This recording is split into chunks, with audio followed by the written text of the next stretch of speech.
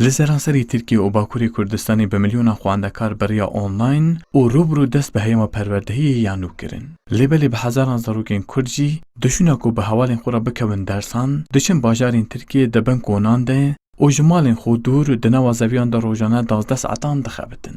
Zarokên ku li Riha û Dîlok a Bakurê Kurdistanê berî xwe dana Enqera paytexta Tirkiye dixebitin, dibêjin xeyalên me mezin in. Lê di nava zeviyan de wenda dibin û diçin. Heseyînê 17 salî û birayê wî yê biçûk Feyziyê 14 salî li gel dî û bavê xwe hatine gundekî navçeya Polatliya ser bajarê Enqerî û di nava zeviyan de pîvazan kom dikin. Heseyîn xeyala wî ev e ku malbat, xuşk û birayên xwe di vê rewşa nebaş de xelas bikim. Feyzî jî weke her zarokekê bêriya dibistan û hevalên xwe dikim. Şu anda biz zaten tarlada çalışıyoruz. Em niha li nava zeviyan de dişertin zehmet de dixebitin. Ez diçime lîsê û îsal bi dawî dikim.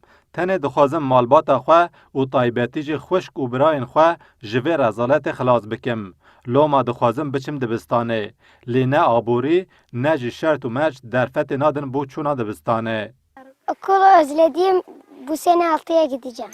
Min bêriya dibistanê kiriye û ez ê îsal biçim pola şeşan. Êdî naxwazim di nava zeviyan de bixebitim. Dixwazim biçim bi hevalên xwe re bilêzim, ji bo dibistanê ji xwe re cêl, qelem û defter bikirim. Lê bavê min dibêje em vê carê naçin welêt. Hulya Bextiyara 15 salî jî dibêje roja ku hatiye dinê heta îro bi dî û bavê xwe re car li nava zeviyên pembû, car jî li nava zeviyên pîvaza kar kiriye. Bextiyar ku par li dibistana xwe de yekem derketiye, her roj digirî ku demeke nêz de xwe bigihîne ders û pirtûkên xwe. 7. sınıfa gidiyorum. Öğretmenlerimi çok özledim. Ez diçim pola heftan û min gelek bêriya mamosteyên xwe kiriye. Şert û mercên vê derê gelek xirabin. Min pirtûk bi xwe re anîne. Lê di nava zeviyan de 12 saet dixebitim. Loma taqet namîne ku pirtûkan bixînim. Ez her roj ji bo pirtûk û dersên xwe digirîm ku demek nêz de bigihîjim man.